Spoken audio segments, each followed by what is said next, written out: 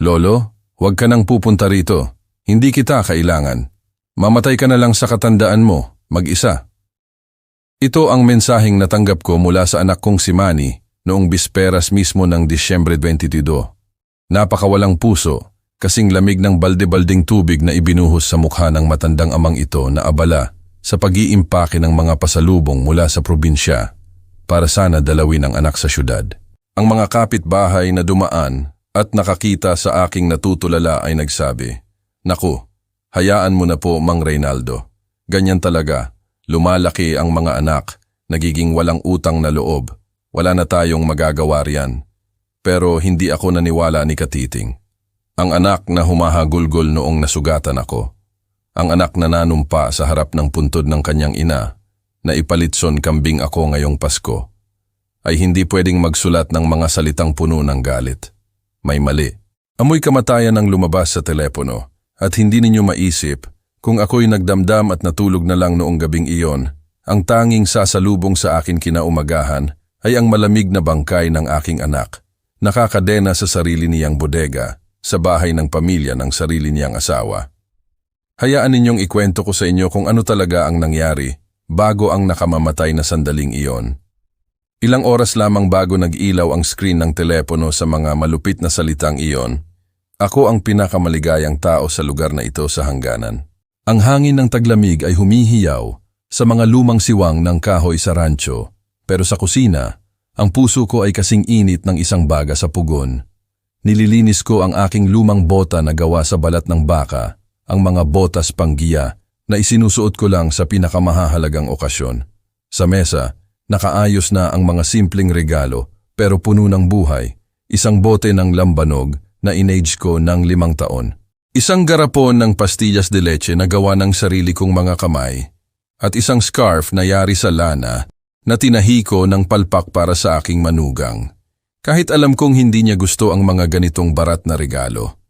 6 na buwan na ang nakalipas, si Manny, ang anak ko, ay bumisita sa bahay. Niyakap niya ako sa balikat. Ang mga mata ay nagniningning sa pagmamalaki at mahigpit siyang nangako. "Pa, sa Pasko na ito, umakyat ka sa syudad, ipalitson kambing kita, magsiset up tayo ng pinakamalaking Christmas tree sa buong subdivision." Ang pangakong iyon ang nagpanatili sa akin ng buhay sa loob ng kalahating taon. Si Manny ay taong may isang salita, gintong uri, hindi ako binigo kahit sa pinakamaliit na bagay. At saka, nag-vibrate ang telepono at lumabas ang mensaheng iyon. 10 beses ko itong binasa. "Lolo, hindi kita kailangan. Hindi ako tatawaging lolo ni Manny ng ganoon kalamyig at kabastos. Palagi niya akong tinatawag na papa, boss o lolo. Pero may mapanukso at mapagmahal na tono. At higit sa lahat, ayaw ni Manny magsulat ng mensahe nang walang tamang pagbabaybay. Maingat siya sa bawat letra. Ang mensaheng ito ay malamig, mekanikal, parang isinulat ng isang estranghero na nagtatangkang paalisin ang isang asong kalye. Tumawag ako agad, voicemail. Pangalawang tawag, voicemail ulit. Nagsimulang lumakas ang tibok ng puso ko, hindi sa galit, kundi sa takot. Tinawagan ko si Lorna, ang manugang ko. Matagal bago sumagot. Sa huli, sumagot siya. "Hello, Papa. Kayo ba yan?" Nandun ang boses ni Lorna pero hindi normal. Nanginginig, kinakapos sa hininga, parang may nakatutok na patalim sa likod niya. "Lorna, nasaan si Manny? Bakit nagpadala siya ng mensahe na huwag akong pumunta? Naghahanda na ako para pumunta sa terminal." Mabilis kong tanong, sinusubukang manatiling kalmado. Ay, natutulog siya." Hindi pala. Nasa airport kami. Pupunta kami sa Boracay ng apurahan, Papa. Ang ingay dito." "Boracay? Wag na po kayong pumunta." Pagod na pagod si Manny. Ayaw niyang magsalita. Nagsisinungaling siya. Alam kong nagsisinungaling siya. Sa likod niya, hindi ko naririnig ang mga loudspeaker ng airport o ang ingay ng mga turista. Sa halip, nakikinig ako ng ugong ng musika, ang malakas na bass ng gangsta rap. Ang musikang nagpupuri sa mga durugista at mahigpit na pinagbabawalan ni Manny sa bahay. At sa pagitan ng musika, naririnig ang halakhak ng isang lalaki, magaspang at parang hayop. "Ibigay mo na sa akin. Sabihin mo sa matanda na umalis na siya. Ikaw, ikaw, ikaw. Ibinaba niya ang tawag ng biglaan. Naiwan akong nakatayo sa gitna ng kusina. Pinipisil ang telepono hanggang mamuti ang aking mga buko. Uminit ang dugo ko.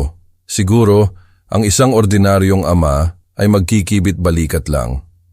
Iisipin na nagbago lang ng plano ang anak sa huling sandali at itatago ang bagahe ng malungkot. Pero hindi ako ordinaryong ama. Ako ay isang taong nabuhay sa buong buhay ko sa matigas na lupaing ito. Naaamoy ko ang peligro sa hangin kasing linaw ng amoy ng pulbura. Magbabakasyon, pagod. Bulong ko habang nakatingin sa kawalan. Hindi, anak ko, alam ko kung nasaan ka at alam kong hindi ka nagbakasyon. Kinuha ko ang aking lumang maleta, inilabas ang ilang makakapal na damit. Sa halip, pumunta ako sa drawer, kinuha ang aking balisong na may hawakang gawa sa kahoy ng roble, oak. Ang aking hindi mapaghiwalay na kasama mula pa noong ako'y magtutroso. Ang matalim na talim ay kumislap sa dilaw na liwanag. Inilagay ko ito ng malalim sa panloob na bulsa ng aking makapal na jacket, malapit sa dibdib. Noong gabing iyon, umalis ako sa aking bahay, iniiwan ang huwad na kapayapaan.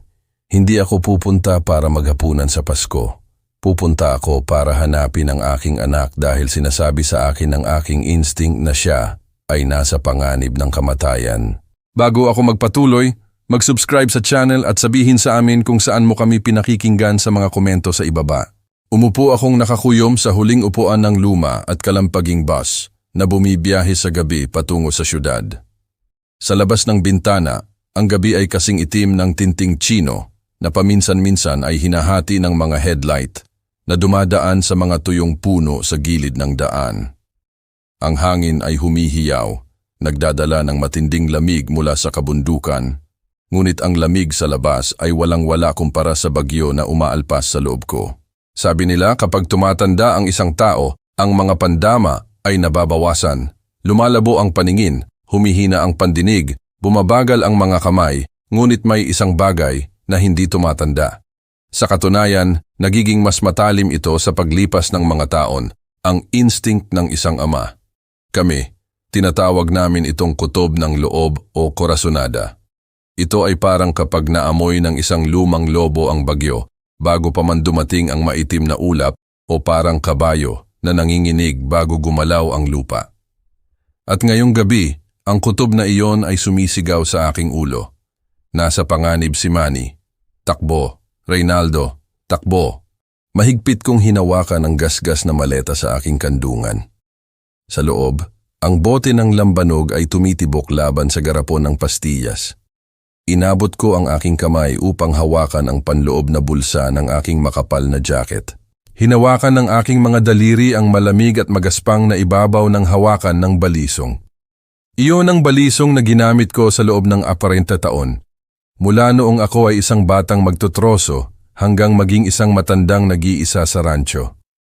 Ang talim ay gasgas, ngunit matalim pa rin na parang labaha, sapat para putulin ang lubid, balatan ng prutas, at kung kinakailangan sapat upang protektahan ang aking pamilya mula sa mga mababangis na hayop. Naalala ko ang imahe ni Manny noong siya ay 7 taong gulang. Noong araw na iyon, may malakas na bagyo at nawala ang aming baka sa gubat. Balak ko na sanang pabayaan na lang, pero umiyak si Manny ng matigas ang ulo. Pinipilit na hanapin ito dahil iyon ang baka na pinakamamahal niya. Ama at anak, naglakad kami sa ilalim ng ulan at hangin sa buong magdamag. Nang makita namin ang baka na nakulong sa isang bangin, tumalon si Manny gamit ang kanyang maliliit na kamay, sinusubukang buhatin ito. Ang bata ay nababalutan ng putik, nanginginig sa lamig, ngunit ang kanyang tingin ay may kakaibang determinasyon. Katulad siya ng kanyang ina, ang pinakamahusay na babae, ngunit pinakamatapang na nakilala ko. Papa, hinding-hindi ko pababayaan ang pamilya natin, sabi ni Manny habang dinadala namin ang baka sa kulungan. Isang batang ganoon, isang lalaking pinalaki sa ganoong edukasyon ay hindi maaaring magpadala ng mensahe na nagtataboy sa kanyang ama na parang isang pulubi. Hindi maaari. Hoy boss, Bakit ganyan ang mukha mo? Bibisitahin mo ang pamilya sa Pasko pero ganyan ang mukha mo, parang may patay? Ang driver ng bus ay tumingin sa akin sa rearview mirror, nagtatanong ng malakas. Kasing edad siya ni Manny at maingay siyang ngumunguya ng bubble gum. Nagulat ako. Sinusubukang pilitin ang isang pilay ng ngiti. Oo. Kasi sinabi ng anak ko na may surprise siya. Kinakabahan ako kung ano iyon. Iyon lang. Sigurado, magandang balita yan. Ngayon, malaki na ang kinikita ng mga bata sa syudad. Sigurado, bibigyan kanya ng kotse o biyahe. Tumawa siya ng malakas. Tumahimik ako, tumitingin sa bintana. Biyahe, oo. Ang mensahe ay nagsasabing pupunta sila sa Boracay. Pero bakit lihim? Bakit nanginginig ang boses ng manugang ko? At ang musika, patuloy akong ginugulo ng musikang iyon. Ipinikit ko ang aking mga mata, tahimik na nagdarasal sa mahal na Birhen ng Guadalupe. Mahal na ina, protektahan mo po ang aking anak. Kung maayos siya, iniaalay ko ang nalalabi kong buhay sa pagsisisi. Pero kung may maglakas loob na hawakan ng kahit isang hibla ng buhok niya, patawarin mo ako sa gagawin ko. Ang bus ay nagtuloy sa gabi. Dala ang isang matandang ama at isang takot na lumalaki bawat segundo. Nagiging isang mabigat na bato na dumudurog sa aking dibdib. Dumating ako sa syudad noong gabi na ng Disyembre 23. Ang syudad ay nagniningning sa mga ilaw. Ang mga dambuhalang Christmas tree ay kumikislap sa mga plaza. Ang mga kampana ng simbahan ay tumutunog, nagbabalita ng isang panahon ng kapayapaan. Ngunit lahat ng iyon ay nagpadama lamang sa akin ng mas nawawala at nag-iisa. Sumakay ako sa isang lumang taxi patungo sa suburbs, kung saan bumili si Manny ng isang disenteng 2 palapag na bahay na nagkakahalaga ng mga 5 milyong piso. 3 taon na ang nakalipas. Iyon ang pinakamalaking pagmamalaki sa kanyang buhay. Nagtrabaho siya ng parang kalabaw, overtime, araw at gabi sa transport company para magkaroon ng ganoong tahanan. Nandito na tayo, boss. Ang ganda ng lugar, sabi ng taxi driver habang nagpapabagal. Tumingin ako sa labas. Oo, ito ang kapitbahayan ni Manny. Ang mga bahay sa paligid ay pinalamutian ng marangya. Ang bahay ng kapitbahay sa kaliwa ay puno ng mga LED light na hugis reindeer. Ang bahay ng byuda sa kanan ay may dambuhalang inflatable Santa Claus na kumakaway, ngunit ang bahay ng aking anak ay iba. Ito ay ganap na madilim, walang kumikislap na ilaw, walang korona sa pinto. Ang 2 palapag na bahay na may kulay krema ay nakatayo ng maringal, malamig at hiwalay sa kasiyahan sa paligid. Ang mga kurtina sa una at pangalawang palapag ay mahigpit na nakasarado na parang nais itago ng mga may-ari ang lahat ng mga lihim sa loob. Ngunit ang nagbigay sa akin ng kilabot ay hindi ang dilim kundi ang nakaparada sa bakuran. Ang harapang bakuran ni Manny kung saan karaniwan niyang ipinaparada ang kanyang malinis na kulay pilak na sedan ay sinakop ngayon ng 3 dambuhalang pickup truck, kulay itim. May madilim na tinted na salamin, walang makita sa loob. Ang katawan ng sasakyan ay may mantsa ng pulang putik. Ang uri ng putik na makikita lamang sa dirt roads ng hangganan kung saan gumagala ang mga kontrabandista. Nakaparada sila ng brutal, dinudurog ang berdeng damo na inaalagaan ni Manny tuwing weekend. At pagkatapos, narinig ko ito nang bumaba ako ng taxi, nagbayad at tumayo sa harap ng gate na bakal. Ang musika ay umuugong mula sa loob ng bahay. Hindi ito Silent Night, hindi ito jingle bells, kundi mga malakas na trumpeta, pinabilis na bass at ang paos na boses ng isang gangsta rap. Tumatawid sa border dala ang puting pakete, nakasabit ang baril sa bewang, puno ng pera ang bag. Ang sumasagabal sa aking daan, nakakakuha ng bala. Ang liriko na puno ng karahasan at pagyayabang ay tumama sa aking mga tainga na parang sampal. Ayaw ni Manny sa musikang iyon. Sinabi niya sa akin, "Papa, ang musikang iyon ay lason. Pinagdiriwang ang kasamaan. Sa bahay ko, hinding-hindi patutugtugin ang mga kantang pumupuri sa mga kriminal." At gayunpaman, ngayon, ang sarili niyang bahay ay nagva-vibrate sa maruming tunog na iyon. Naiwan akong nakatitig sa harap ng gate. Ang malamig na hangin ay tumatama sa aking mukha, ngunit ang isang malamig na pawis ay bumaba sa aking batok. Ang pagkabalisa kanina ay naging isang ganap na katiyakan. Hindi ito mabilis na biyahe. Ito ay isang pagsalakay. Lumapit ako ng mas malapit, sinusubukang sumilip sa isang maliit na siwang sa pagitan ng dalawang kurtina ng sala. Ang dilaw na ilaw mula sa loob ay sumisilip. Kinurap ko ang aking mga mata. Ang puso ko ay kumakabog ng malakas. Ang eksena sa loob ay nagpalamig sa aking dugo at pagkatapos ay nagpainit sa galit. Sa sala, sa ibabaw ng Italian leather sofa na kayumanggi na inaalagaan ni Manny na parang ginto, ay nakaupo ang kanyang mga biyenan, nakalatag. Si Caberting, ang biyenan, na may pulang mukha ay humihigop ng mamahaling whisky ng aking anak nang direkta mula sa bote. Si Aling Susan, ang biyenan, isang matabang babae na may makapal na makeup, ay humalakhak ng malakas, may mahabang sigarilyo sa kamay. Hinahayaan ang abo na mahulog sa puting alpombra na yari sa lana. Ngunit ang higit na umakit ng aking pansin ay hindi sila. Ito ay isang hindi kilalang lalaki na nakaupo, nakapatong ang mga paa sa ibabaw ng center table. Siguro mga 30 taong gulang. Kalbo, may gintong kuwintas sa leeg, kasing kapal ng kadena ng aso. Naka-tank top, ipinapakita ang isang tattoo ng itim na alakdan na umaakyat mula sa biceps hanggang sa leeg. Ginagamit niya ang kutsilyo ni Manny para sa prutas upang linisin ang kanyang mga kuko habang tumatawa. Nagsasabi ng isang bagay na nagpapangiti sa buong pamilya ng kanyang asawa. Nakilala ko siya kahit hindi ko pa siya nakikita ng personal. Nakita ko ang kanyang litrato isang beses nang bumuntong hininga si Manny at ipinakita sa akin. Si Bungo. Bagaman mayroon siyang dalawang mata, ang palayaw ay tumutukoy sa kanyang depektibong kaluluwa. Siya ang kapatid ni Lorna, ang taong sinabi ni Manny, "Disaster iyan, may koneksyon sa manya, sindikato. Ipinagbawal ko siyang tumapak sa bahay na ito." Kaya, ano ang ginagawa niya rito? Bakit nagpipiesta ang pamilya ng asawa sa bahay ng aking anak habang wala sila? At higit sa lahat, nasaan si Manny? Ang isang matandang lobo ay hindi kailanman nahuhulog sa bitag ng hindi nakikilala ang kalaban. Umurong ako ng isang hakbang, nagtago sa lilim ng lumang puno ng roble sa harap ng gate. Kailangan kong kumpirmahin. Kailangan kong makita ang manugang ko. Huminga ako ng malalim, sinusubukang pakalmahin ang aking pusong tumitibok ng mabilis. Inayos ko ang kwelyo ng aking kamiseta, nilinis ang gilid ng jacket na nagtatago ng balisong, at lumabas sa mga anino. Pinindot ko ang doorbell. Ding, tidong. Ang doorbell ay tumunog ng malinaw, ngunit tila nilamon ng ingay ng musika sa loob. Pinindot ko ulit.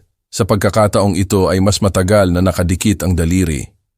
Sa loob, biglang humina ang musika. Narinig ko ang nagmamadaling mga hakbang, mga bulungan. "Sino yan?" Sabi ko, "Ayaw namin ng bisita." Ang paos na boses ng lalaki ay umalingaw-ngaw. "Hayaan mong tingnan ko.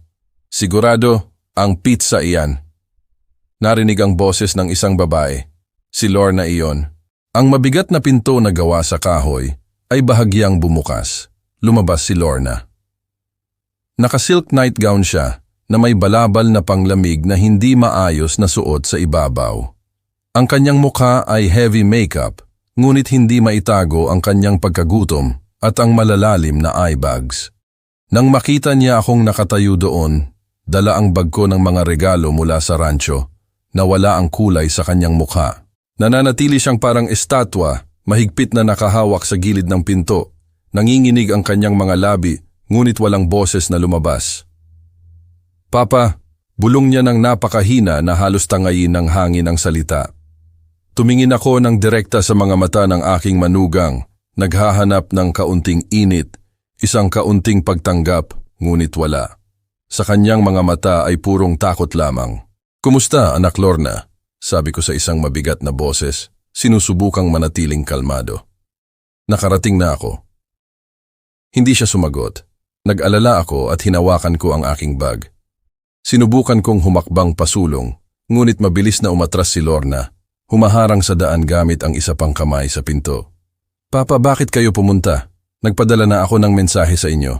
Kami ay nasa airport." "Ah, hindi. Na-cancel ang flight, pero natutulog si Manny." Pagod na pagod siya. Ang mga palpak at magulo na kasinungalingan ay lumalabas sa kanyang bibig. Airport, natutulog, hindi man lang siya naglakas loob na tumingin sa akin sa mata. Lorna, pinutol ko siya ng biglaan gamit ang malamig na tingin. Sinasabi mong natutulog si Manny? Kung ganoon, ano ang musikang iyan? At kanino ang mga pickup truck sa labas? Bakit ang iyong mga magulang at kapatid ay nasa bahay kung ang asawa mo ay may sakit? Tumalon si Lorna, tumingin sa likod ng may takot. Sa sandaling iyon, lumabas si Bungo sa pasilyo. May hawak siyang serbesa, ang mukha ay pula dahil sa alak. Tiningnan niya ako mula ulo hanggang paa nang may pag-aalipusta at ngumiti ng mapanukso. Ipinapakita ang kanyang ngipin na may mantsa ng usok. Sino yan, ate? Ang matandang ranchero, magsasaka. Lumapit siya at tumayo ng maringgal sa likod ni Lorna, ibinubuga sa mukha ko ang amoy ng alak. Hoy Ruko, matanda, nagkamali ka ng bahay. Walang bumibili ng gulay dito. Umalis ka na. Kinuyom ko ang aking kamao. Ang galit ay nag-apoy sa aking dibdib na parang apoy. Pumisita ako sa anak ko. Umalis ka diyan. Ayaw kang makita ng anak mo. Sawang-sawa na siya sa amoy mo ng dumi ng baka. Humalakhak si Bungo at pagkatapos ay sumigaw kay Lorna. Anong ginagawa mo? Isara mo ang pinto. Paalisin mo siya o hindi ako mananagot. Nanginginig si Lorna. Malinaw kong nakita sa kanyang pulso kung saan bahagyang umakyat ang manggas ng kanyang sweater. Ang mga pasa, marka ng mga daliri na mahigpit na humawak. Papa, umalis na po kayo. Pakiusap, sabi ni Lorna. Ang kanyang mga mata ay napuno ng luha. Nagmamakaawa siyang tumingin sa akin. Pakiusap, umalis na kayo. Maayos si Manny. Bukas sasabihin ko sa kanya na tumawag sa inyo. Umalis na kayo. Lorna, nasaan ang anak ko? Umugong ako, sinusubukang itulak ang pinto para makapasok, ngunit mas mabilis si Lorna. Patawarin mo ako, Papa. Pum. Ang pinto ay sumara ng malakas sa aking ilong. Narinig ang tunog ng deadbolt nang nagmamadali. Naiwan ako roon, mag-isa sa gitna ng malamig na gabi.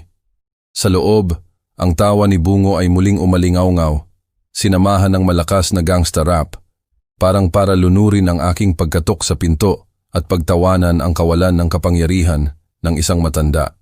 Iniisip ba nila na mapipigilan ako ng isang pinto na gawa sa kahoy? Iniisip ba nila na babalik ako sa terminal habang umiiyak? Nagkakamali sila. Umurong ako ng ilang hakbang. Tumingin ako sa bintana ng pangalawang palapag. Ang silid tulugan ni Manny at ng kanyang asawa. Lahat ay madilim, walang senyales ng buhay. Yumuko ako, nagpapanggap na kinuha ang aking maleta at naglakad patungo sa gate na parang sumuko na ako. Naglakad ako hanggang sa mawala ako sa likod ng mga robles. Naghihintay hanggang sa makasigurado ako na walang tumitingin sa bintana. Pagkatapos, itinapon ko ang mabigat na maleta sa mga palumpong. Ang balisong lang ang naiwan sa aking bulsa. Isinuot ko ang hood para takpan ang aking ulo at nakadikit sa anino ng pader na bato, umikot ako sa bahay patungo sa likuran. Kung hindi nila ako pagbubuksan ng maayos, papasok ako ng masama at hindi na ako muling kakatok sa doorbell. Ang likod bakuran ng bahay ni Manny ay dating pinakapayapa na lugar sa mundo. Naalala ko na tuwing pumupunta ako, sabay naming pinuputol ang mga rosales, inaalagaan ang berdeng damo. Gustong-gusto ni Manny ang hardin na ito. Sabi niya, iyon lang ang lugar kung saan niya naramdaman na makahinga siya sa maingay na syudad. Ngunit ngayong gabi, ang hardin na iyon ay parang isang desolate na battlefield. Tumalon ako sa mababang bakod na gawa sa kahoy sa kanto. Sumakit ang aking mga tuhod dahil sa arthritis ng katandaan, ngunit tinuwid ko ang aking sarili ng walang ingay. Ang waning moon ay nagbibigay ng mahinang ilaw sa eksena sa harap ko at nasaktan ang aking kaluluwa. Ang magagandang rosales ni Manny ay yupi-yupi ng walang awa. Ang berdeng damo ay puno na ngayon ng malalalim na gulod ng gulong. Ang lupa ay parang inararo, lahat ay naging putikan. Malinaw na ang mga pickup truck na iyon ay pumasok dito, hindi para tingnan ang tanawin, kundi para magkarga ng isang napakabigat na bagay. Pinigil ko ang aking hininga, gumagalaw ng dahan-dahan na parang isang matandang pusa sa pagitan ng mga palumpong. Ang hangin sa gabi dito ay mas malakas na umiihip, nagdadala ng amoy ng kahalumigmigan, malakas na amoy ng gasolina at amoy ng pagkabulok. Dumikit ako sa dingding ng bahay, umuusad patungo sa lumang bodega sa kanto ng hardin. Ang bodega na iyon ay itinayo ni Manny mag-isa para itago ang lawnmower at iba't ibang tools. Ito ay gawa sa kahoy ng pino, simple at medyo baluktot. Nagbiro si Manny, jakal, kulungan, na ito ay babagsak sa isang sipa, papa. Ngunit nang lumapit ako, napansin ko ang isang kakaibang pagbabago. Ang bulok na pinto na gawa sa kahoy ng bodega ay pinalakas na ngayon ng 2 bakal na bar na nakalagay ng pahalang. At sa maluwag na deadbolt noon, nakabitin na ngayon ang isang bagong padlock, kasing laki ng kamao, kumikinang sa ilalim ng buwan. Bakit ikukulong ng ganoong kamahal na? Ang kutob ko ay sumisigaw ng mas malakas kaysa kailanman. Ang aking nanginginig na mga kamay ay humawak sa malamig na kahoy. Idinikit ko ang aking tainga sa siwang sa pagitan ng mga tabla ng pino. Ganap na katahimikan sa loob. Nagkakamali ba ako? Tanong ko sa sarili ko. Pinagpapawisan ng husto, kahit na malamig. Baka tinatago nila rito ang kontrabando. Aalis na sana ako para maghanap ng ibang paraan upang makapasok sa pangunahing bahay. Ngunit pagkatapos, may tumunog. Clink, clink. Ito ay metal na nagbabanggaan, tunog ng mga kadena. Nagmumula ito sa loob, tunog mabigat at pagod. Nananatili akong nagyelo. Sinundan ito ng isang ungol, hindi ng isang sugatang hayop. Ito ay ang ungol ng isang tao. Isang pinigilang ungol, mahina, naputol, na parang nagmumula sa dibdib ng isang taong nag-aagaw buhay, walang lakas. Tubig. Ang bulong ay lumabas ng napakahina na kung hindi ko idinikit ang aking tainga, iisipin kong hangin iyon. Ngunit nakilala ko ang boses na iyon. Kahit na ito ay paos, nabaluktot ng sakit, nakilala ko ito. Ito ang boses na tumawag sa akin na papa sa loob ng 30 taon. Manny, bulong ko sa nanginginig na boses. Ang aking mga labi ay nakadikit sa kahoy. Manny, ikaw ba niyan anak ko? Tumigil ang ungol sa loob. Tumagal ang katahimikan ng 3 segundo. Ngunit para sa akin ito ay isang siglo. Pagkatapos, isang tunog ang sumagot. Isang mahinang katok sa kahoy, tok-tok, at pagkatapos isang pag-iyak, ang pag-iyak ng isang bata na nakakita ng kanyang ina, ang pag-iyak ng desperasyon na nakakita ng pag-asa. Papa, papito, ang mundo ay gumuho sa akin. Ang aking anak ay hindi pumunta sa Boracay. Hindi siya natutulog sa mainit na kama, narito siya, sa marumi at malamig na bodega na ito, ilang metro mula sa sarili niyang bahay, kung saan ang mga mananakop ay kumakain at umiinom ng walang pakialam. Ang mga luha ay tumulo mula sa aking matatandang mata, ngunit agad itong natuyo, nagbigay daan sa isang bagay na mas nakakatakot, ang galit. Umurong ako, tinitingnan ng dambuhalang padlock na kumukulong sa aking anak. Hinawakan ko ang bulsa, hinawakan ang hawakan ng roble. Ngayong gabi, walang silent night. Ngayong gabi, haharapin niya ang isang ama. Tumayo ako sa harap ng pinto ng bodega, nanginginig hindi dahil sa lamig na tumatagos sa buto, kundi dahil sa naputol na tunog na nagmumula sa loob. Ang boses ng aking anak, ang sigaw ng tulong ng isang nakulong na hayop, kailangan kong makapasok na, ngunit ang nagniningning na padlock na iyon ay tumitingin sa akin ng mapanukso na parang isang mata. Hinawakan ko ang balisong sa aking bulsa. Hindi, ito ay para sa pagputol ng lubid o self-defense. Hindi nito kayang buksan ang isang reinforced steel padlock. Tumingin ako sa paligid sa dilim ng buwan. Sa kanto na ito ng hardin, palaging nag-iiwan ng kalat si Manny. Nandoon iyon. Sa ilalim ng makapal na bougainvillea, nakita ko ang isang kalawangin na bakal na bar, marahil bahagi ng isang lumang broken clothesline.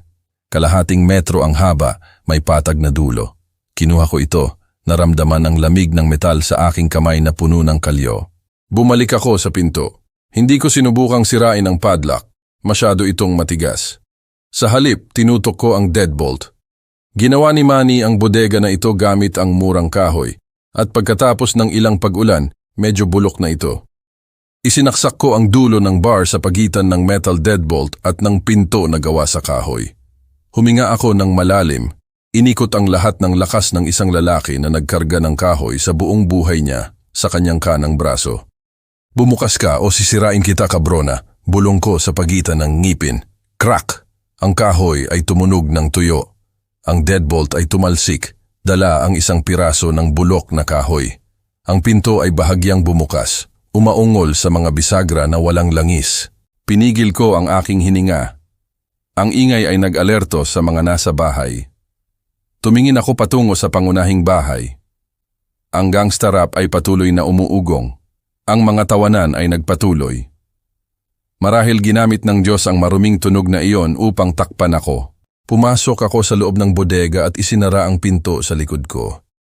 Ang dilim sa loob ay makapal, mabigat, ngunit ang unang tumama sa akin ay hindi ang dilim kundi ang amoy. Isang kakila-kilabot na timpla na nagpakulo sa aking tiyan. Amoy ng bulok na kahoy, malakas na amoy ng lumang ihi at nakatago doon ang metalikong amoy ng tuyong dugo at murang antiseptic. Nanginginig, inilabas ko ang telepono, binuksan ang flashlight. Ang puti at malamig na ilaw ay sumilip sa maliit at magulong silid. Mga punit na sako ng pataba, lumang lawnmower na nakakalat. At pagkatapos, ang ilaw ay tumigil sa kanto kung nasaan ang pangunahing poste ng bodega. Tumigil ang tibok ng puso ko. Si Manny, ang aking matangkad, malakas na anak, ang pinagmamalaki ng aming apelido, ay nakahiga doon, nakayuko sa malamig at maruming sahig. Naka-shorts lang siya na punit-punit, ang balat ay lila sa lamig. Ang kanyang mga kamay ay nakatali sa likod sa poste gamit ang magaspang na lubid. Ngunit ang pinakamasama ay ang kanyang kanang binti, isang makapal na bakal na kadena. Sa mga kadena para sa asong ulol, humihigpit ito sa kanyang kanang bukong-bukong. Ang kabilang dulo ay nakakabit sa isang armela na nakabaon sa semento. Ang bukong-bukong ay doble ang laki, itim at lila.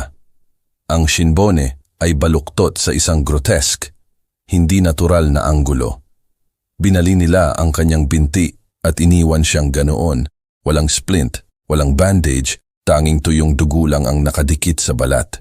Manny, kumawala ang aking nanginginig na boses. Ang nakayukong figura ay tumalon. Itinaas niya ang kanyang ulo, kinurap ang kanyang mga mata sa ilaw. Ang kanyang mukha ay gutom, ang balbas ay mahaba, ang isang mata ay maga at hindi niya maidilat.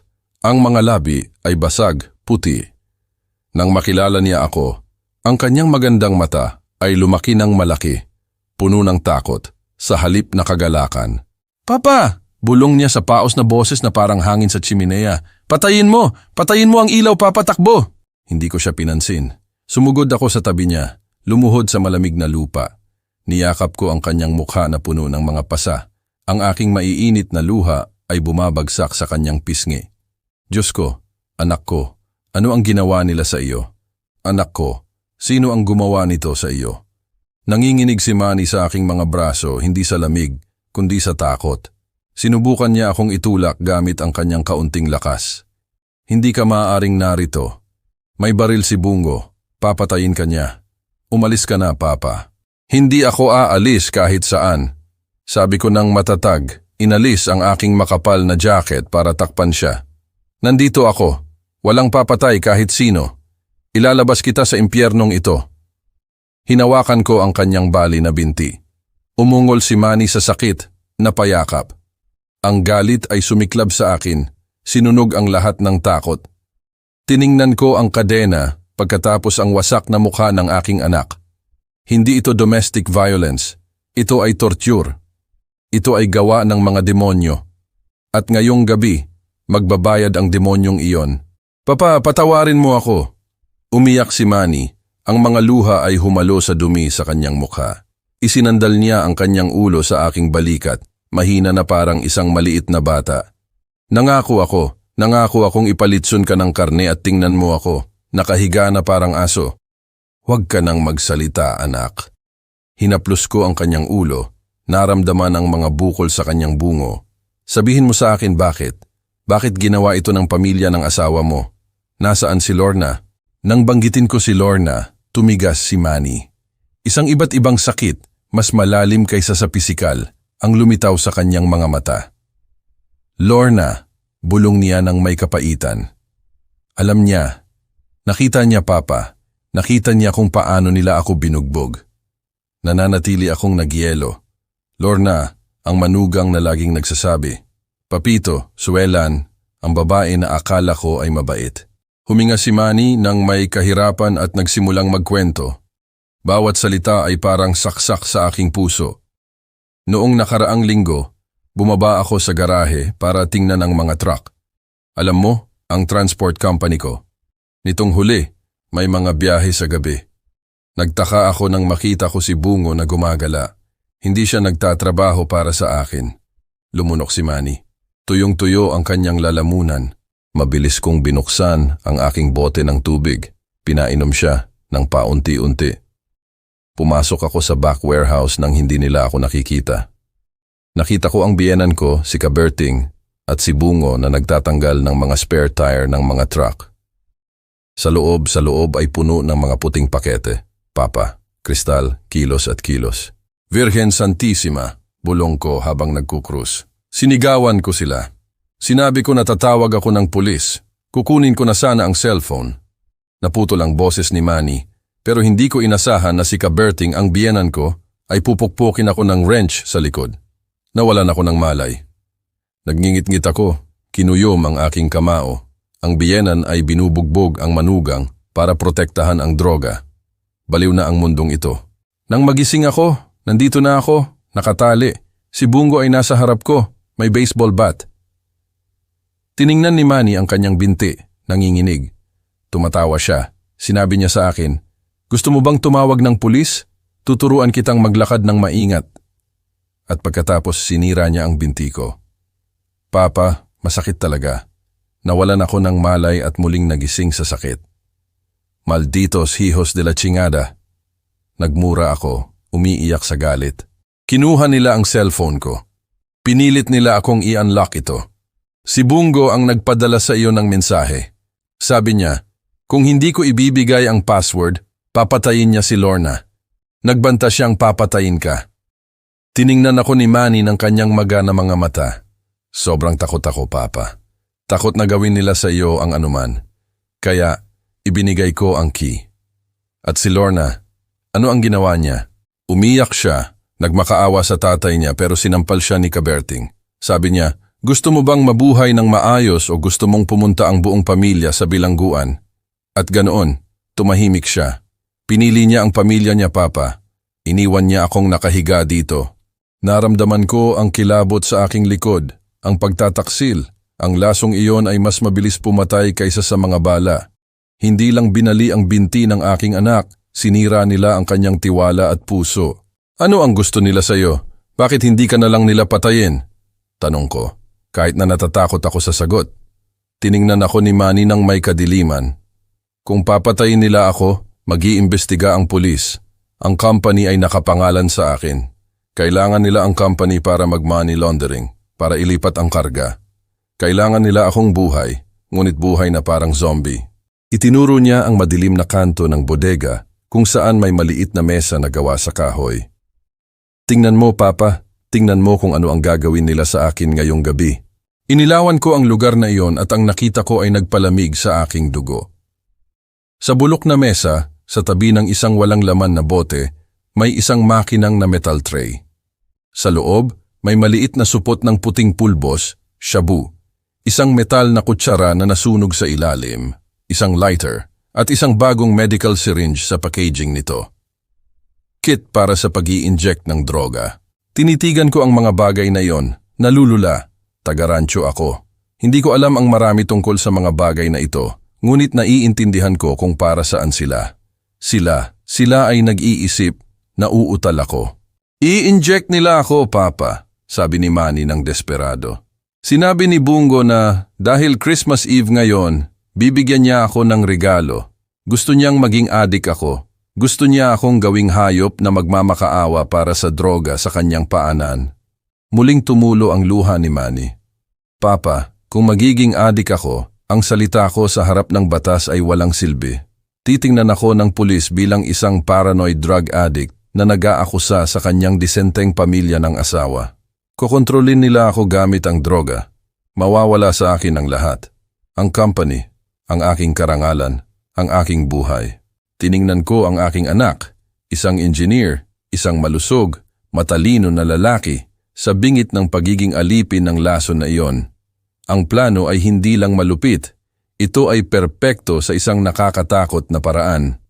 Ang pagpatay sa isang tao ay nangangailangan ng pagtatago ng bangkay, ngunit ang pagpatay sa kaluluwa ng isang tao ay nagpapahintulot sa kanila na patuloy na gamitin ang katawan upang kumita ng pera. Hindi, sabi ko, ibinaba ang aking boses ng malamig at matigas. Tumayo ako, tumingin sa aking anak. Walang injection na mangyayari. Walang magko-convert sa iyo sa adik. Hindi mo naiintindihan. Paparating na si Bungo. Sabi niya, kapag naubos na ang bote, babalik siya para bantayan ako. Kailangan mo nang umalis ngayon. Clack. Isang ingay sa pinto ng bodega ang pumutol kay Manny.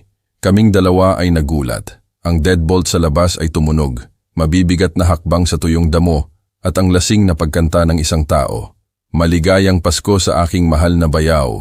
Boses iyon ni Bungo. Paparating na siya. Tiningnan ko ang kadena ni Manny. Walang oras para sirain ito. Naghanap ako ng sandata, ang kalawangin na bar, handa at ang balisong sa aking bulsa. Papa, magtago ka, bulong ni Manny sa takot.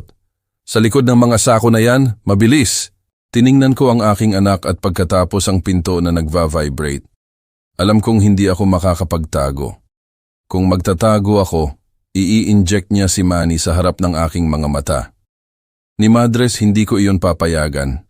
Pinatay ko ang flashlight, itinago ito. Umurong ako, dumikit sa dilim sa likod lamang ng pinto. Ang kanang kamay ay humahawak sa bar. Ang kaliwang kamay ay nasa balisong. Ang puso ko ay tumitibok ng napakalakas na natatakot ako na marinig niya ito. Ako ay isang matandang lalaki na 70 taong gulang na may arthritis, malabong paningin. Siya ay isang toro na 30, brutal at armado. Hindi pantay na laban, ngunit mayroon akong dalawang bagay na wala siya. Ang sorpresa at ang instinct ng isang matandang lobo na nasa sulok, nagtatanggol sa kanyang anak. Ang pinto ay bumukas ng biglaan. Ang buwan ay pumasok, iginuhit ang anino ng isang malakas na lalaki sa sahig. Ang amoy ng alak ay pumasok ng biglaan. Nagsimula ang madugong paghaharap. Pumasok si Bungo sa bodega. Bote na kalahating ininom sa kanan, itim na baril sa kaliwa. Hindi niya binuksan ang ilaw, marahil dahil sa tiwala o dahil gusto niyang tamasahin ang takot ng kanyang biktima sa dilim. Umaalog siya, may pilay na mga hakbang ng lasing. Aba bayaw! Naghila siya ng dila ng mapanukso. Dinalhan kita ng gamot mo. Handa ka na bang lumipad sa langit? Umusad siya patungo kay Manny. Ang aking anak ay yumuko, tinitingnan ng baril. Huwag, pakiusap Bungo. Nagmamakaawa si Manny, nag-aaksaya ng oras. Huwag mo akong tawaging Bungo, tawagin mo akong boss.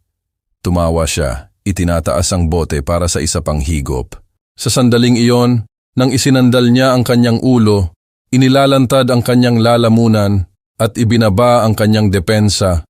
Lumabas ako sa anino sa likod ng pinto. Hindi ako sumigaw.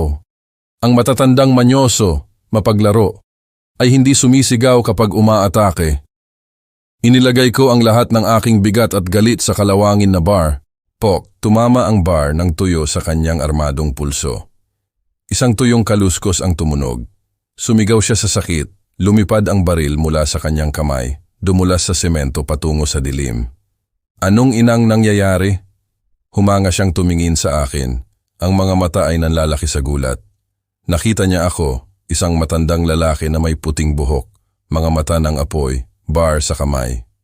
Ikaw, hindi ko siya binigyan ng oras. Inihagis ko ang pangalawang palo sa kanyang tuhod, ngunit si Bungo, kahit lasing, ay marunong lumaban sa kalye. Umurong siya sa reflex. Ang bar ay bahagya lamang na dumikit sa kanyang hita. Umugong siya, ibinato ang bote sa aking mukha. Yumuko ako. Ang bote ay nabasag sa poste. Ang mga salamin ay lumipad. Sinasamantala ang aking paggalaw. Sumugod siya sa akin na parang toro. Ang tulak ay nagpadala sa akin laban sa mga sako. Ang dibdib ko ay sumakit na parang pinukpok ako ng martilyo. nahulog ang barko. Matandang, papatayin kita. Umungol si Bungo, nagbigay ng isang suntok sa aking mukha. Tumama ito sa aking cheekbone. Nakakita ako ng mga bituin, amoy dugo sa aking bibig. Sumampa siya sa akin, mga kamay sa aking leeg, makapal at magaspang na mga daliri na humihigpit sa aking lalamunan. Hindi ako makahinga, nagdidilim ang paningin ko. Papa, wag! Sigaw ni Manny, hinihila ang kadena ng walang silbi. Nakita ko ang baluktot na mukha ni Bungo na nakadikit sa akin. Tumawa siya. Ngiti ng panalo. Akala niya, nanalo na siya. Akala niya, dudurugin ng kabataan ang katandaan. Ngunit nakalimutan niya ang isang bagay. Ako ay isang ranchero. Nakipaglaban na ako sa mga toro at puno sa buong buhay ko. At mayroon akong alas sa ilalim ng aking manggas. Ang aking kanang kamay ay naghanap sa bulsa. Hinawakan ng aking mga daliri ang hawakan ng roble. Click. Ang balisong ay bumukas.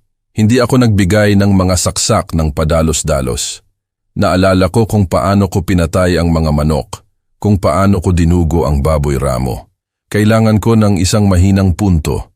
Gamit ang aking huling lakas, isinaksak ko ang balisong sa kanyang hita, sa singit mismo kung saan dumadaan ang artery. Zas! Si Bungo ay sumigaw sa takot na bumasag sa gabi. Binitawan niya ang aking leeg, hinawakan ang kanyang binti. Ang dugo ay nagsimulang bumulalas, mainit, binabasa ang buong katawan ko. Itinulak ko siya.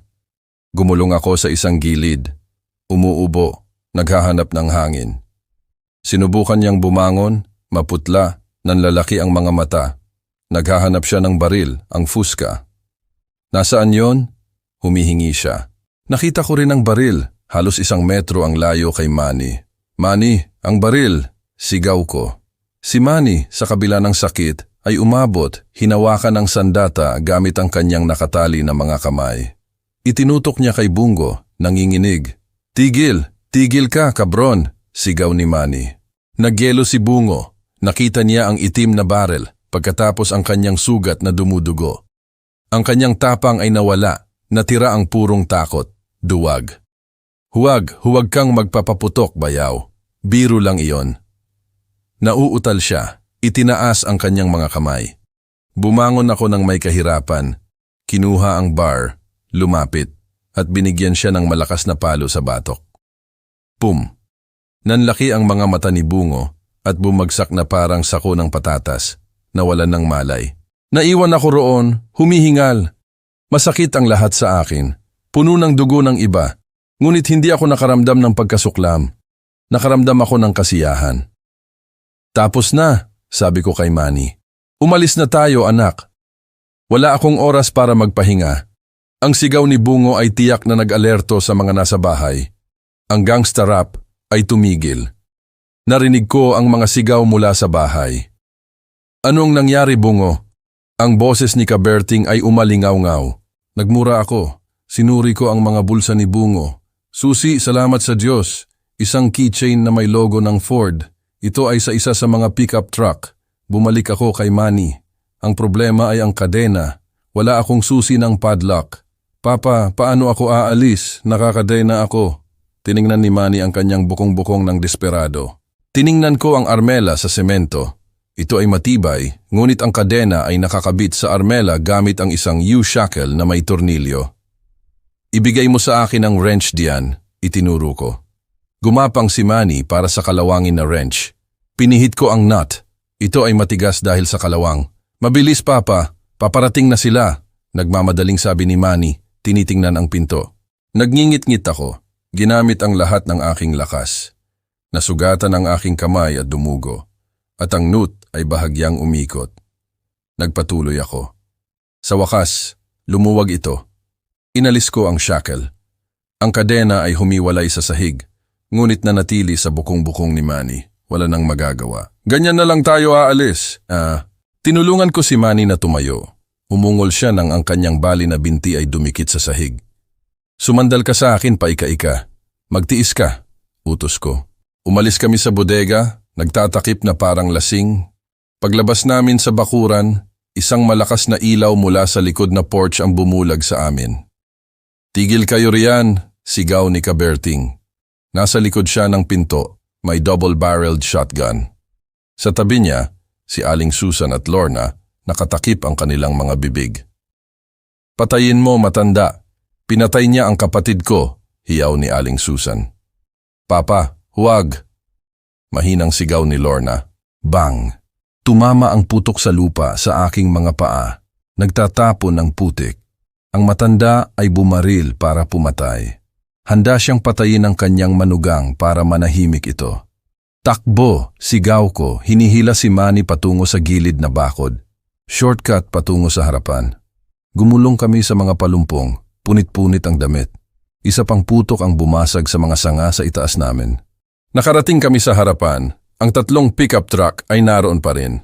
Pinindot ko ang pindutan ng susi. Ang nasa gitna ay kumikislap. "Sumakay ka?" Tinulak ko si Manny sa upuan ng kopiloto. Inihagis ang kanyang bali na binti ng walang delikadesa dahil wala ng oras. Tumalon ako sa manibela, isinara ang pinto ng malakas. Nakabalik na si Kaberting. Tinututok ang shotgun sa windshield. "Bumaba kayo. Puputukan ko ang ulo ninyo," sigaw niya pula na parang fighting cock. Tiningnan ko siya sa mata sa salamin. Isinaksak ko ang susi. Pinihit. Ang V8 engine ay umugong na parang isang hayop. "Tingnan natin kung ang shotgun mo ay mas mabilis kaysa sa truck ko," bulong ko. Nagbigay ako ng gas. Tumapak ako ng buo. Ang truck ay tumalon ng direkta sa kanya. Ang matanda ay tumalon ng takot sa isang gilid, bumagsak sa sahig. Lumipad ang shotgun. Binangga ng truck ang bakal na gate. Tunog ng metal na nagbabanggaan. Pum! Napakalakas. Lumipad ang gate sa kalye. Pinihit ko ang manibela sa kaliwa. Ang mga gulong ay nagrereklamo sa malamig na asphalt. Sumugod kami sa dilim.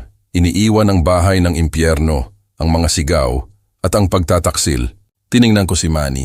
Humihingal siya, maputla, pinagpapawisan ng malamig. Hinahawakan ang kanyang bali na binti na may kadena na nakabitin. "Huminahon na tayo, Papa?" tanong niya nang nanginginig. Tiningnan ko ang rearview mirror. Walang sumusunod sa amin. Marahil ay abala sila kay Bungo na nagdudugo.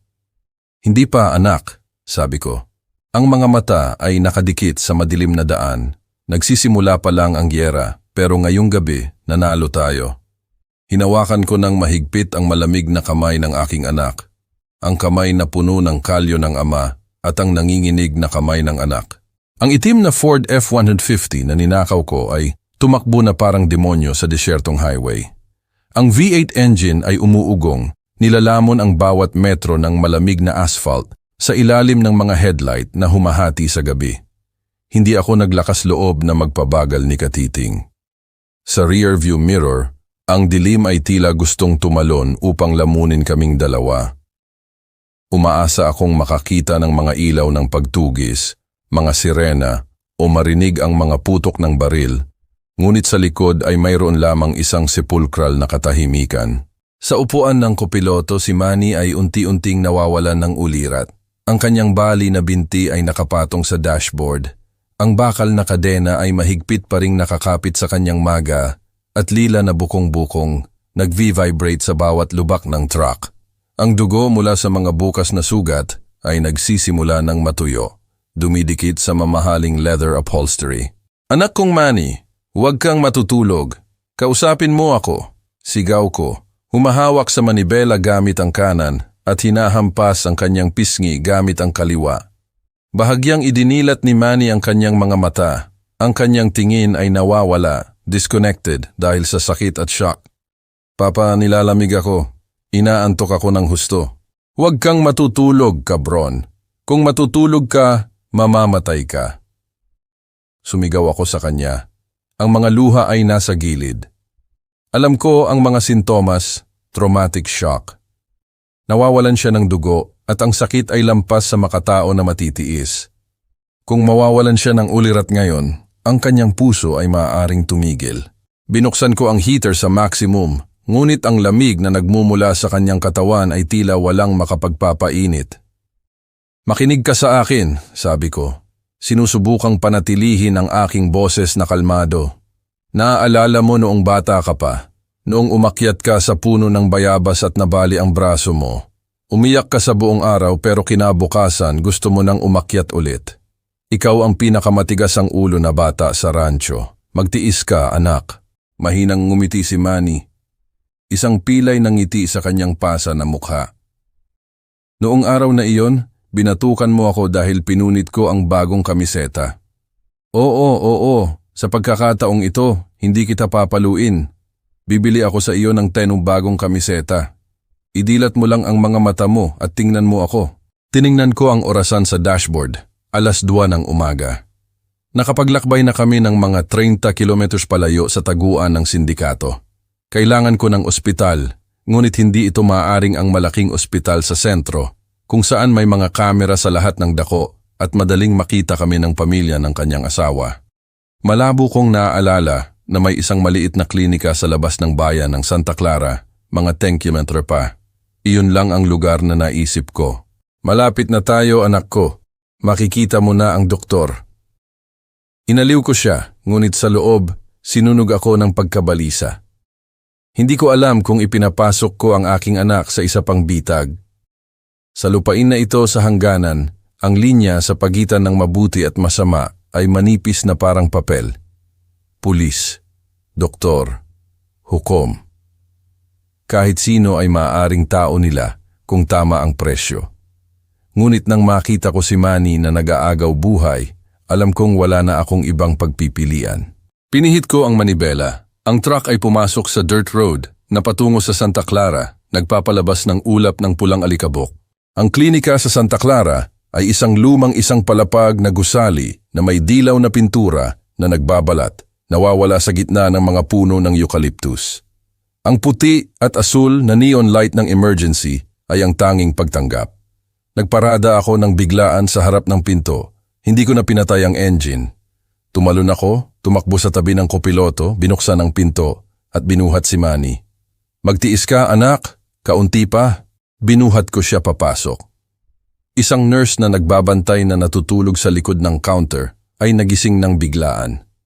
Nang makita niya kami, isang matandang lalaki na may punit-punit na damit na puno ng dugo at isang binugbog na binata na may kadena na nakabitin. Sumigaw siya sa takot. Diyos ko, anong nangyari rito? Emergency! Naaksidente ang anak ko. Tulungan mo siya. Pakiusap! Sumigaw ako. Inihiga si Manny sa pinakamalapit na stretcher. Isang on-call doctor na nasa middle age at may salamin na makapal ay lumabas na tumatakbo.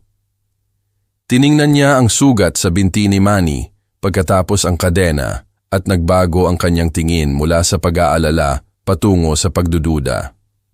Hindi ito aksidente sa trapiko, sabi niya ng malamig, hinahawakan ng fracture. Mga contusion ito mula sa isang bagay na matigas. At ang kadenang ito, sino ka? Ano ang ginawa mo sa kanya? Ako ang kanyang ama. Kakatapos ko lang siyang sagipin mula sa mga kidnapper. Maaari mo bang gamutin ang kanyang binti bago mo ako tanungin? Sumigaw ako sa kanya. Naubos na ang pasensya ko. Tinitigan ako ng doktor ng ilang sandali. Pagkatapos tumango siya sa nurse.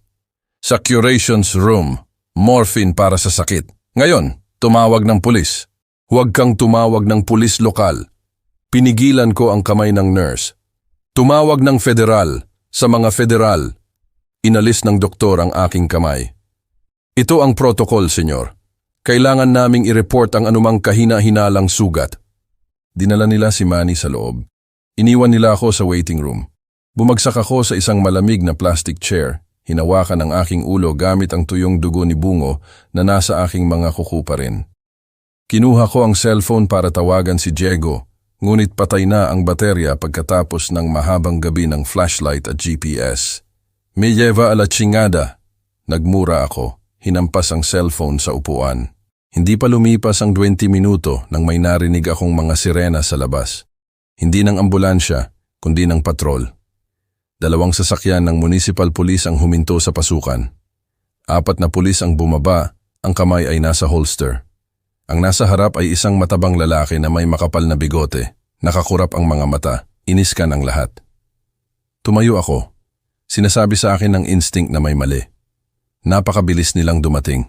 Masyadong mabilis para sa mga pulis sa lugar na ito. Ang komandante ay pumasok, hindi nagtanong sa doktor, dumiretso sa akin. Ikaw ba si Reynaldo? Tanong niya sa isang paos na boses. Oo, gusto kong mag-report ng krimen. Ang anak ko ay, manahimik ka! Pinutol niya ako ng bastos. Arestado ka sa pagkidnap, paglabag sa batas, at pananakit. Ano? Natigilan ako. Baliw ka ba? Ako ang biktima. Ang anak ko ay binali ang binti ng pamilya ng kanyang asawa. Nakakadena siya. Ngumiti ang pulis ng mapanukso, lumapit sa akin. Bumulong siya sa aking tainga para lang sa akin. Tumawag na ang pamilya Santillan para magbigay babala. Matanda, mali ang inaaway mo. Si Bungo ay kumpare ko sa inuman. Nagyelo ang aking dugo. Lumabas na ang protokol ng doktor ay nagdala sa akin ng direkta sa bibig ng lobo. O mas masahol pa, ang buong bayang ito ay nasa payroll ng mga durugista. Pusasan ninyo siya. Utos niya sa kanyang mga sakop. 2 batang pulis ang sumugod sa akin. Hindi ako kriminal, ngunit hindi rin ako tupa na dadalhin sa katayan. Sa sandaling iyon, lumabas ang survival instinct. Kinuha ko ang plastic chair, binasag ito sa pinakamalapit na pulis, at tumakbo patungo sa emergency room kung saan naroon si Manny. Manny, itransya mo ang pinto! Sigaw ko. Pumasok ako sa emergency room, isinara ang pinto ng malakas, at ipinasa ang deadbolt bago pa man maipasok ng komandante ang kanyang kamay. Buksan mo ang pinto, baliw na matanda. Ang mga katok ay umalingaw-ngaw, sinundan ng mga sumpa. Sa silid, si Manny ay nasa kama, medyo drugged ng morphine, ngunit ang ingay ay nagpagising sa kanya. Ang nurse at ang doktor ay umatras ng takot sa kanto. Anong ginagawa mo? Sigaw ng doktor. Tumahimik kayo at sa likod kung gusto ninyong mabuhay. Kinuha ko ang balisong, hindi itinutok sa kanila, kundi sa pinto. Hindi ko sasaktan ang kahit sino, ngunit hindi ko hahayaang dalhin ng mga baboy na iyon ang anak ko. Itinulak ko ang mabigat na medicine cabinet para harangan ang pasukan. Ang mga katok sa labas ay nagpapahiwatig na sinusubukan nilang sirain ang pinto. Ang kahoy ay nag-vibrate, nahuhulog ang mga piraso ng plaster. Papa, sinubukan ni Manny na umupo. Anong nangyayari? Ang pulis. Mga tao sila ni Bungo, sabi ko nang mabilis. Pinagpapawisan ng husto. Paparating sila para tapusin tayo ng pamilya ng asawa mo. Tiningnan ko ang silid, walang labasan, mga bintana na may rehas. Nakulong kami sa isang rat trap. Kailangan ko ng reinforcement, ngunit patay ang cellphone ko. Bumaling ako sa nurse na nanginginig. Senyorita, pahiram ng cellphone mo, pakiusap. Sumusumpa ako sa aking karangalan bilang ama na hindi ako kriminal. Gusto nilang patayin ang anak ko. Marahil ang desperasyon at ang katotohanan sa aking mga mata ay nakapagpabago sa kanya. O marahil natakot siya sa balisong. Nanginginig, kinuha niya ang cellphone mula sa kanyang uniform at ibinigay sa akin. Kinuha ko ito. Ang aking nanginginig na mga daliri ay nagdial ng numero na alam ko sa isip. Ngunit hindi ko inakalang gagamitin ko ng ganito. Ang numero ni Diego. Si Diego ay student ko sa self-defense school taon na ang nakalipas. Isang rebelde na orphan na itinama ko. Ngayon, siya ay komandante ng Federal Anti-Drug Special Forces sa capital. Tumunog ng 1, 2, boom. Ang pinto ay nagsimulang gumapang. Ang pulis sa labas ay pumupukpok gamit ang likod ng baril. Hello? Isang mabigat, may autoridad na boses ang sumagot. Diego, ako ito, si Maestro Reynaldo, sigaw ko sa telepono. Maestro, anong nangyayari? Parang, Diego, makinig ka ng mabuti. Nandito ako sa klinika sa Santa Clara. Napalibutan ako ng lokal na pulis. Ang anak kong si Manny ay binali ang binti ng pamilya ng kanyang asawa na mga durugista. Ang mga pulis dito ay bayaran. Kung hindi ka pupunta, magkita na lang tayo sa kabilang buhay, anak. Katahimikan sa 1 segundo at pagkatapos, naging matigas ang boses ni Diego. Profesional. I-fortify mo ang posisyon mo, maestro. Huwag kang magbubukas. Huwag kang magsusuko sa sinuman. Magpapadala ako ng pinakamalapit na quick reaction team. 30 minuto. Bigyan mo ako ng 30 minuto. Hindi ko alam kung kakayanin ng pinto na ito ng ganoon katagal. Anak, gamitin mo ang lahat ng meron ka. Huwag kang mamamatay, maestro. Paparating na ako. Binaba niya ang tawag. Ibinato ko ang telepono sa nurse. 30 minuto. Para sa isang taong naghihintay ng kamatayan, ang 30 minuto ay parang 30 taon. Tumigil ang mga katok ng sandali. Siguro naghahanap sila ng mas malakas na bagay para sirain ang pinto o nagpaplano kung paano papasok. Bumalik ako sa kama. Medyo mas gising na si Manny dahil sa gamot. Tumingin siya sa akin. Wala na ang takot ng bodega. Ngayon ay may determinasyon. Papa, sumenyas siya. Hindi nila tayo pababayaan. Kung makakapasok sila, ang salita natin ay walang halaga laban sa kanilang kapangyarihan. Alam ko, paparating na si Diego, pero kailangan natin ng ebidensya para makulong ang mga demonyong iyon. Manny, itinuro ni Manny ang kanyang kaliwang paa, ang malusog na may suot pa ring maruming sneaker. Tanggalin mo ang sapatos ko, ang kaliwa. Kumunot ang noo ko, ngunit sumunod ako. Inalis ko ang laces, kinuha ang sneaker na puno ng putik. Itaas mo ang insole, sabi niya. Isinaksak ko ang aking mga daliri. Itinaas ang insole at doon, sa isang maliit na butas na inukit sa sakong, may isang bagay na itim at maliit. Isang SD memory card. Kinuha ko ito. Tinitingnan ito sa ilalim ng neon light. Isang piraso ng plastik na maaaring mga hulugan ng buhay o kamatayan. Ano ito, anak? Ang body camera, sabi ni Manny habang humihingal.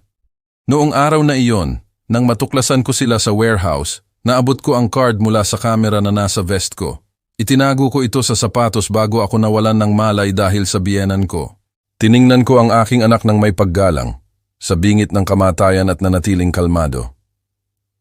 Ano ang narito? Lahat, Papa. Si Bungo at ang tatay niya na nagbabalot ng droga, pinag-uusapan ng money laundering gamit ang company ko. At nang atakihin ako ni Kaberting gamit ang wrench, hinawakan ni Manny ang aking kamay. Ito ang ating sandata. Kung wala ito, biktima tayo. Gamit ito, tayo ang mga hunter. Kinuyom ko ang card sa aking kamay. Narito iyon. Ito ang magliligtas sa amin at magpapadala sa mga demonyong iyon sa impyerno. Doktor, bumaling ako sa doktor na nakaupo sa sulok. May computer, laptop, tablet ka ba? Kahit ano para basahin ito? Umiling ang doktor. Wala, cardiac monitor lang ang meron dito. Sa labas, ang megaphone ay tumunog, bumasag sa tensyon. Reynaldo, pulis ito, mayroon kang 3 minuto para magbukas at sumuko. Kung hindi, papasok kami gamit ang gas at bala. Lumalaban ka sa autoridad. Nauubusan na sila ng pasensya. Alam nila na kung tatagal ito, mabibisto sila. Gusto nilang ayusin ito ng mabilis, patayin kami o ikulong bago mag-umaga. Tiningnan ko ang card, pagkatapos ang pinto na nagvi-vibrate. Sa 30 minuto ni Diego, 10 minuto pa lang ang lumipas. Kailangan ko ng isa pang sandata. Isang sandata na mas kinatatakutan nila kaysa sa mga bala. Senyorita, tiningnan ko ang batang nurse. Ang cellphone mo ba ay may social media, Facebook, Twitter? Mabilis siyang tumango. Oo, mabagal ang 4G pero gumagana. Buksan mo ito, i-record mo ako, i-live stream mo ngayon. Nag-alinlangan siya, tiningnan ang pinto, pagkatapos ako. Marahil ang kanyang ethics o ang awa sa pagkakita sa amin ng ganito ay nanalo laban sa takot. Binuksan niya ang kamera at itinutok sa akin. Naka-live na po, sabi niya nang nanginginig. Huminga ako ng malalim, inayos ang aking puting buhok, pinunasan ng dugo sa aking mukha. Ayaw kong magmukhang baliw, gusto kong magmukhang ama. Tumingin ako ng direkta sa lens, ang aking mga mata ay naglalabas ng apoy. Hello sa lahat, ang pangalan ko ay Reynaldo. Ako ay isang ama at sa likod ko ay ang aking anak na si Manny. Lumayo ako para makita ng kamera si Manny sa kama na may sirang binti, lila at ang marka ng kadena sa bukong-bukong. Ang imaheng iyon ay mas malupit at mas totoo kaysa sa anumang talumpati. Tingnan ninyo ito! Sigaw ko sa nanginginig na boses. Tingnan ninyo kung ano ang ginawa ng pamilya ng kanyang asawa sa kanya. Binali nila ang kanyang binti. Ikinadena nila siya na parang aso sa isang bodega sa Christmas Eve dahil lang natuklasan niya na nagtatraffic sila ng droga.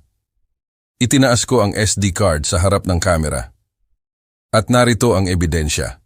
Narito ang mga krimen ng mga Santillan at ni Bungo. Pero, alam ba ninyo? Ang pulis ay nasa labas. Ang komandante ng Santa Clara ay nagbabanta na papatayin kami sa halip na arestuhin ang mga durugista. Sa labas, naging marahas ang mga katok.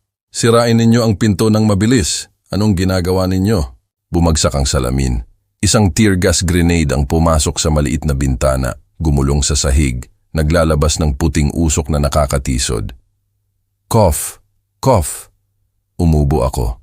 Ang aking mga mata ay kumakati, ngunit hindi ko binitawan ang telepono. I-share ninyo ang video na ito.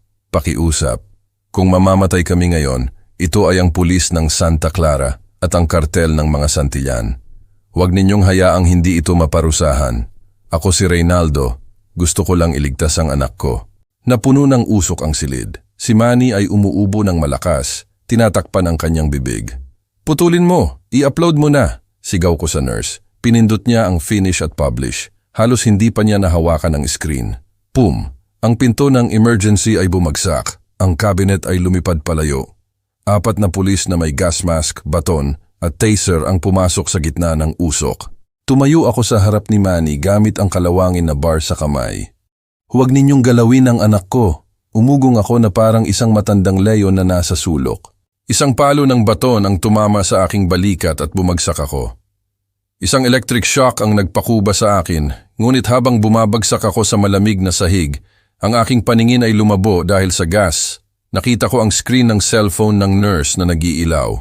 Isang maliit na karatula ang nagsasabi, "Successfully published." At ngumiti ako.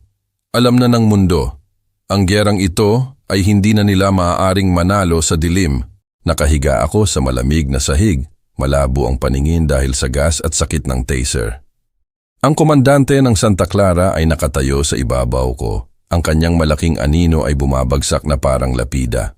Itinaas niya ang baton. Ang kanyang mukha ay pula sa likod ng maskara, handa na ibigay ang huling palo sa matandang amang ito. Sinabi ko sa iyo, matanda. Ako ang batas dito, umungol siya. Ipinikit ko ang aking mga mata. Sinusubukang abutin ang kama ni Manny. Patawarin mo ako, anak. Ginawa ko ang lahat ng aking makakaya. Pum! Isang malakas na pagsabog, ngunit hindi ng bala o baton. Ito ay ang pangunahing pinto ng klinika na lumilipad sa mga piraso. Pagkatapos, mga hakbang militar, metal na nagbabanggaan at matitigas na boses na tumutunog na parang kidlat, pinapawi ang kaguluhan ng silid. Pulis Federal, ibaba ang mga armas sa sahig. Ngayon, nagyelo ang komandante, ang baton ay nasa hangin. Tumingin siya at sa pamamagitan ng puting usok, nakita ko ang pinakamaluwalhating eksena sa aking buhay. Isang armadong command na armado ng husto, itim na uniform na may gintong letra, Pulis Federal, ay pumasok na parang baha. Ang mga automatic rifle ay nakatutok sa mga tiwaling pulis. Ang mga pulang laser ay sumasayaw sa kanilang mga dibdib. Sa harap ay may isang matangkad na lalaki, nakatayo ng matatag, may baril sa kamay, ngunit may kakaibang kalmado. Naglalakad siya sa gitna ng gas nang hindi nag-aalala. Ang kanyang tingin ay nakatutok sa komandante. Si Diego, ang student ko. Sasabihin ko ito ng isang beses. Ang malamig na boses ni Diego ay pumatid sa katahimikan. Ibaba ninyo ang mga armas o ituturing ko kayong kasabwat ng durugista at magbubukas ako ng putok. Nanginginig ang komandante, tiningnan ang kanyang maliit na baril, pagkatapos ang arsenal ng mga federal. Clack. Ang baton ay nahulog sa sahig, itinaas niya ang kanyang mga kamay. Ang kanyang mga tuhod ay bumagsak at nahulog siya. Huwag kayong magpapaputok.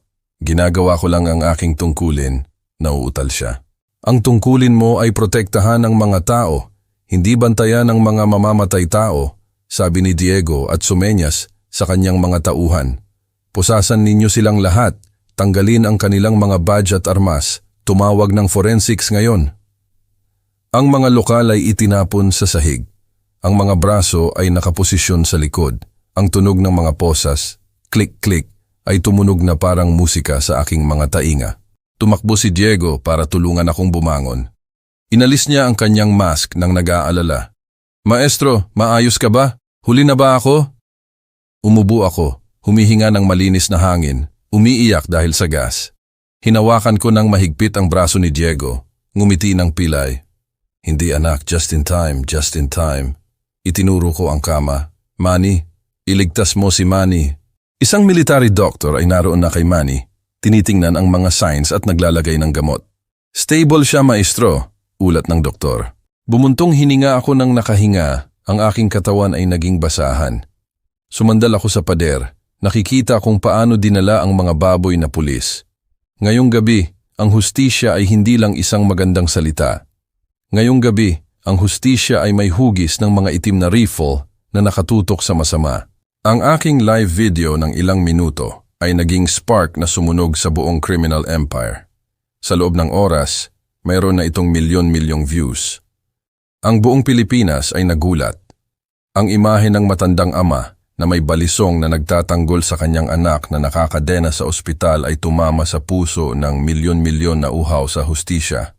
Ang hashtag #hahustisya para kay Manny at Hama Matapang na Ama ay bumaha sa social media.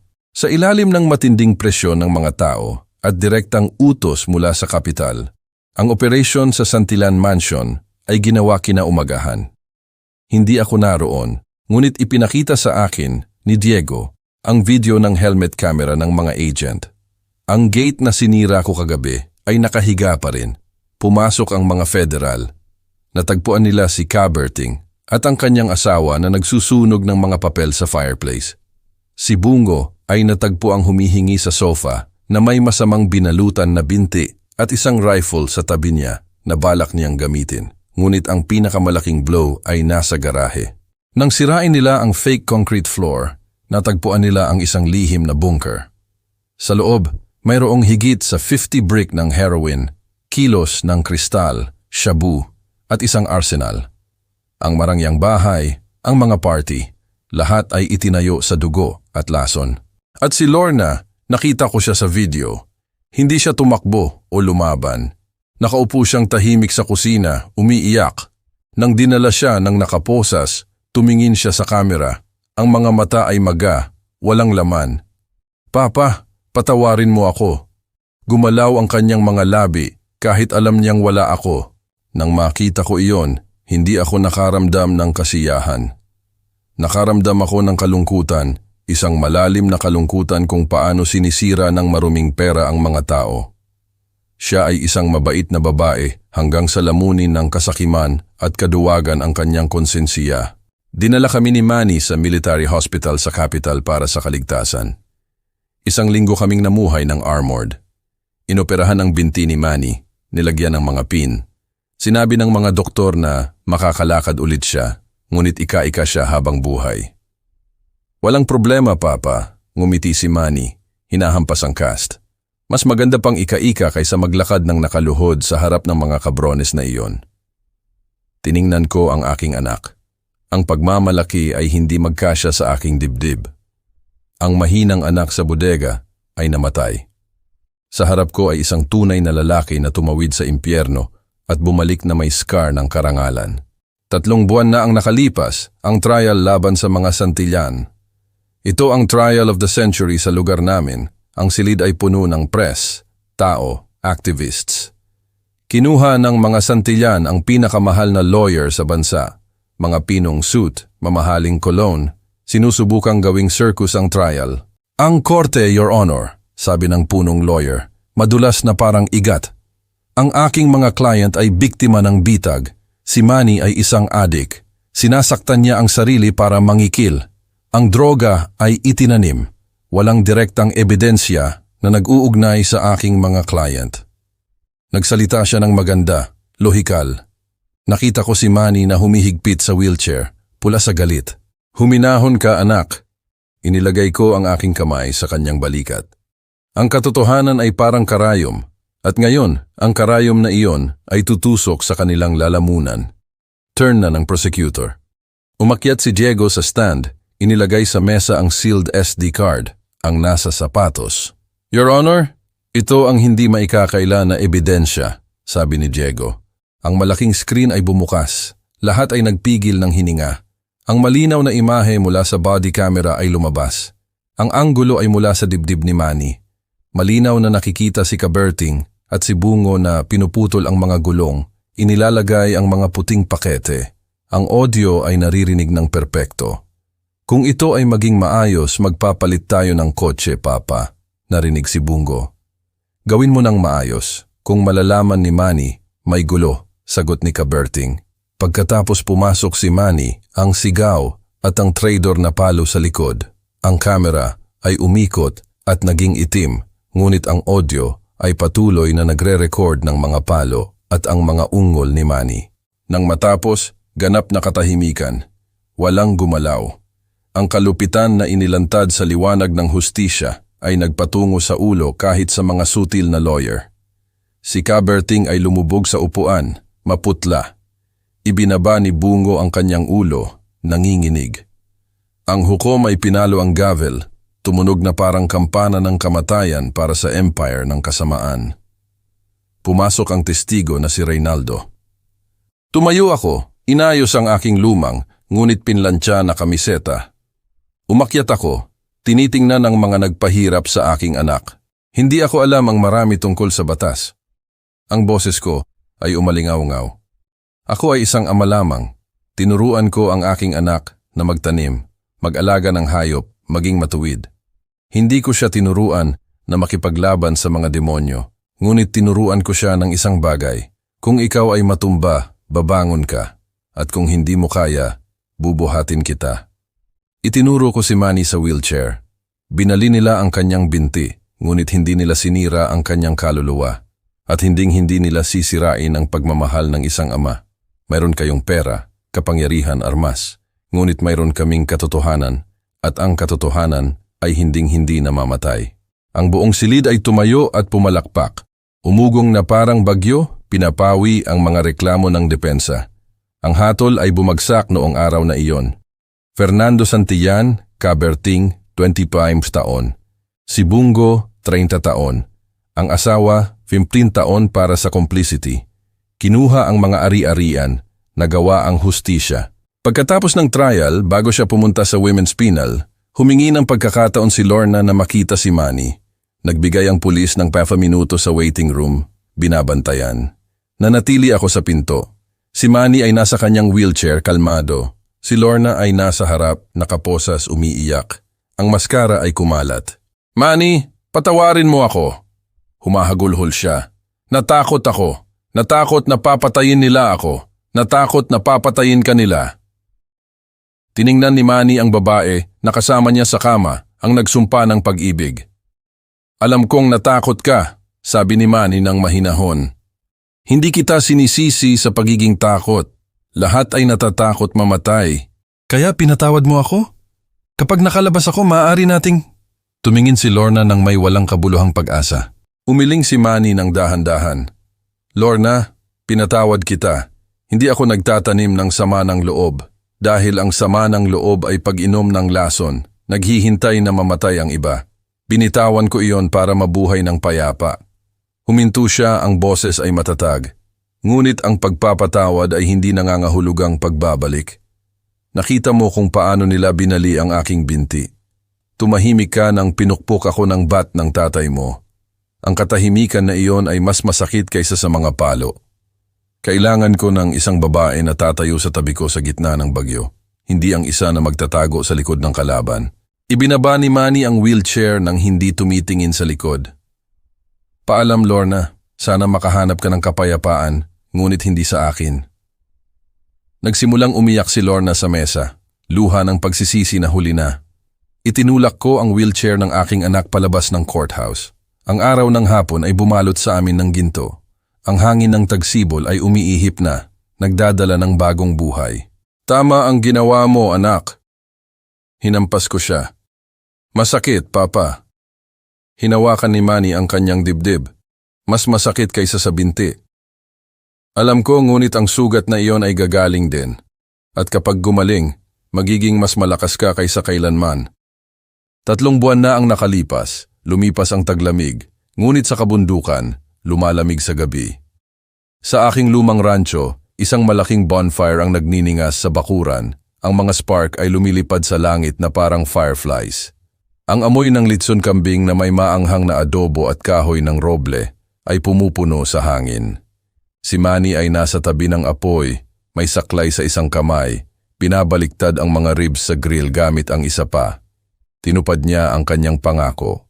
Isang huling litson kambing party, ngunit ang pinakamasarap sa mundo. Tapos na, matanda! Kunin mo na ang alak, sigaw niya. Ang mukha ay pula dahil sa apoy at kagalakan. Bumalik na ang ngiti. Kinuha ko ang lambanog. Nag-serve ako ng 2 shot. Dumating din si Diego. Nagmaneho siya mula sa syudad para makasama kami. 3 lalaki ang nakaupo sa tabi ng apoy sa ilalim ng mga bituin. Sa pagbabalik, sabi ni Diego. Sa hustisya, sumunod si Manny. Dahil buhay tayo, sabi ko, may lamp sa aking lalamunan. Bottoms up. Ang lambanog ay bumaba ng mainit, nagpapainit sa kaluluwa. Nakita ko si Manny na kumakain ng karne ng may gana. Nakita ko ang kanyang cast at tumingin ako sa langit. Naalala ko ang Christmas Eve na iyon ng takot, ang desperasyon ng makita ang aking anak na nakakadena, ang kalungkutan laban sa bulok na sistema.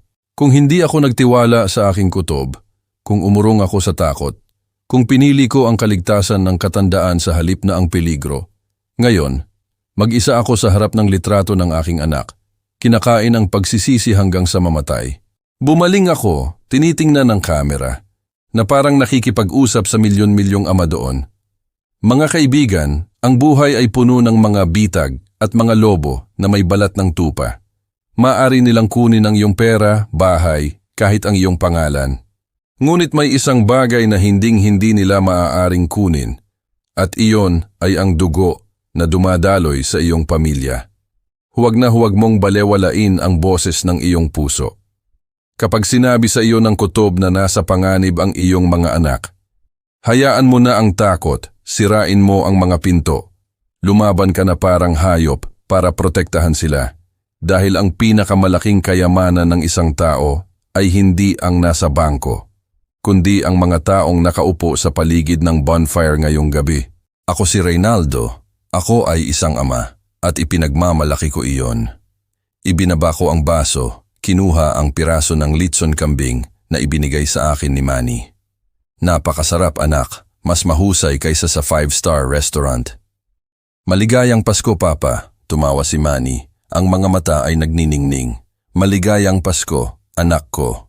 Ang apoy ay tumunog, nagpapaliwanag sa masayang mukha ng ama at anak. Ngayong gabi, ang hangin ay nananatiling malamig, ngunit ang aming mga puso ay hinding-hindi naging ganoon kainit. Kung ang kwentong ito ay nakaakit sa inyo, i-like ang video, mag-subscribe sa channel at i-share ang inyong mga saloobin sa mga komento. Para makinig sa susunod na kwento, i-click ang box sa kaliwa ng screen. Salamat sa panonood.